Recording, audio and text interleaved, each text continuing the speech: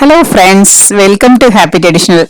இன்னைக்கு நம்ம ஒரு அருமையான இட்லி பொடி செய்ய போறோம். பாருங்க, இந்த டம்ளர்ல தான் 2 டம்ளர் உளுந்தம்பருப்பு எடுத்து வச்சிருக்கேன். இதுக்கு தேவையானது பாத்தீங்கன்னா நம்ம மீதி எல்லாமே எடுத்து வச்சிருக்கோம். 2 டம்ளர் உளுந்தம்பருப்பு, வரமிளகா பாத்தீங்கன்னா ஒரு 30 வரமிளகா, காஷ்மீர் சில்லி ஒரு 10, அப்புறம் கருவேப்பிலை கொஞ்சம், பூண்டு பல் உரிச்சு வச்சிருக்கிறது ஒரு 40 பூண்டு பல், அதுக்கப்புறம் பார்த்தீங்கன்னா தேவையான அளவு சால்ட்டு, பெருங்காயம் 4 துண்டு, நல்லெண்ணெய் கொஞ்சம். இப்போ நம்ம இதெல்லாம் எடுத்து வச்சிருக்கோம். இதுக்கப்புறம் பார்த்தீங்கன்னா இது எல்லாமே நம்ம வறுத்து எடுக்கணும். வாங்க, இதுக்கு ஒரு பேன் வச்சிருக்கோம். வச்சுட்டு 2 ஸ்பூன் ஆயில் போட்டுக்கலாம். இப்போ இது எல்லாமே நம்ம நல்லெண்ணெயில தான் வறுத்து எடுக்க போகிறோம்.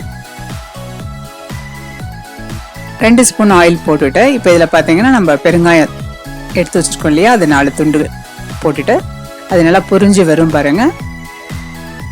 இந்த மாதிரி நல்லா பொரிஞ்சு வரட்டும். வந்ததுக்கு அப்புறமா நம்ம எடுத்து வச்சுக்கலாம். அதே இதில் அப்படியே கருவேப்பிலையை சேர்த்துக்கலாம். கருவேப்பிலையும் நல்லா பொரிஞ்சு வரட்டும். ஆயில் பத்தலைன்னா இன்னொரு ஸ்பூன் நம்ம ஆயில் சேர்த்துக்கலாம் அதில். இப்போ இதையும் நல்லா பொரிஞ்சு வந்த பிறகு நம்ம எடுக்கலாம்.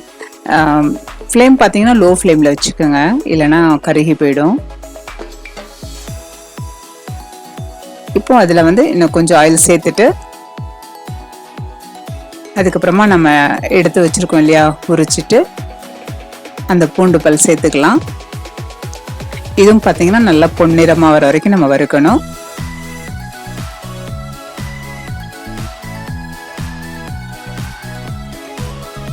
பொன்னிறமாக வர வரைக்கும் நம்ம கொஞ்சம் நல்லா வறுத்துக்கலாம். அந்த தோசை, இட்லி இதுக்கெல்லாம் பார்த்தீங்கன்னா நல்லெண்ணெய் போட்டு இந்த இட்லி பொடி நம்ம சாப்பிடும்போது செம்ம டேஸ்டாக இருக்கும்.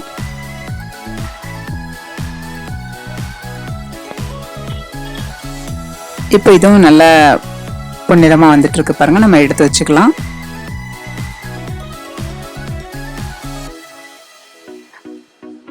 அதுக்கப்புறமா இதில் நம்ம வரமிளகா போட்டுக்கலாம். வரமிளகா பார்த்தீங்கன்னா ஒரு 30, காஷ்மீர் சில்லி ஒரு 10. அது நீட்டமாக இருக்கு, அதனால நான் அதை கொஞ்சம் அப்படியே பிச்சுட்டு அதில் போட்டுக்கிறேன். போட்டுட்டு அதையும் நம்ம வறுத்து எடுத்து வச்சுக்கலாம். இது எல்லாமே நம்ம வறுத்து எடுத்து ஒரு பிளேட்ல மாத்திட்டு அது நல்லா ஆறுன பிறகுதான் நம்ம மிக்ஸி ஜார்ல போடணும்.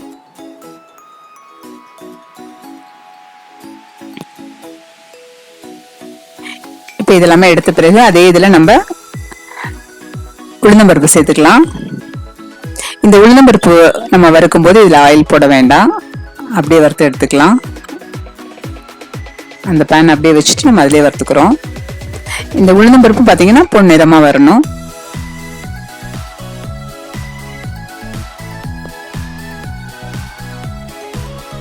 இதில் பார்த்தீங்கன்னா இந்த உளுந்தம்பருப்பில் சிலருக்கு எள்ளு பிடிக்கும், எள்ளு சேர்த்துக்கலாம். சிலருக்கு சீரகம் பிடிக்கும், சீரகம் பிடிச்சா சீரகம் சேர்த்துக்கலாம். சீரகம் ஒரு 2 டேபிள் ஸ்பூன் சேர்த்துக்கலாம். எள்ளுனா எள்ளு 2 டேபிள் ஸ்பூன் சேர்த்துக்கலாம். இப்போ நான் அதெல்லாம் இது சேர்க்கல. இதில்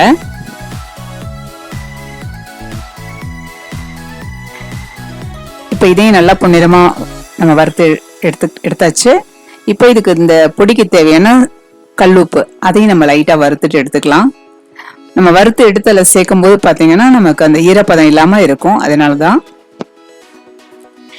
இப்போ இதெல்லாமே நம்ம வறுத்து எடுத்தாச்சு. இந்த பிளேட்ல மாற்றி வச்சிருக்கோம். இது ஆறின பிறகு நம்ம மிக்ஸி ஜார்ல போடணும். இப்போ இது ஆறிடுச்சு. இப்போ மிக்ஸி ஜார்ல போடும்போது ஃபர்ஸ்ட் நம்ம வரமிளகாய், பூண்டு இதெல்லாம் போட்டு நல்லா 2 சுத்தி எடுத்துக்கலாம். மிளகாய் நிறைய இருக்கு, காரமா இருக்கும்னு நினைக்காதீங்க. இது காரம் கம்மியாக தான் இருக்கும். நம்ம அந்த பருப்பெல்லாம் சேர்த்து நம்ம அரைச்சி எடுக்கும்போது சாப்பிட்ற அளவுக்கு கரெக்டாக தான் இருக்கும். ரொம்ப காரமாக உங்களுக்கு வேணும்னா இன்னும் நீங்கள் 4-5 மிளகாய் சேர்த்துக்கலாம்.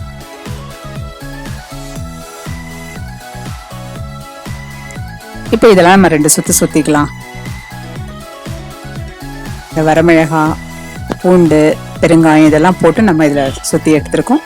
இப்போ இதில் மீதி இருக்கிற அந்த கருவேப்பிலை, உளுந்தம்பருப்பெல்லாம் சேர்த்துக்கலாம்.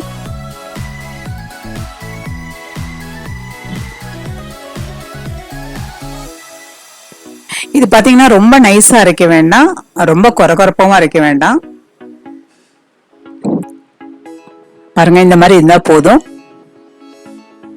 அவ்வளவுதான். இப்போ இது நமக்கு இந்த இட்லி பொடி ரெடி ஆயிடுச்சு.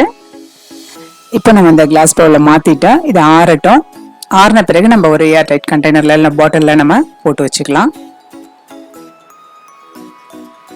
அவ்வளவுதான், நமக்கு இந்த இட்லி பொடி ரெடி ஆயிடுச்சு. நீங்களும் செஞ்சு பாருங்க. செஞ்சு பார்த்துட்டு மறக்காம நம்ம ஹாப்பி ட்ரெடிஷன் சேனலுக்கு லைக் பண்ணுங்க, ஷேர் பண்ணுங்க, கமெண்ட் பண்ணுங்க. மறக்காம சப்ஸ்கிரைப் பண்ணிடுங்க. தேங்க்யூ.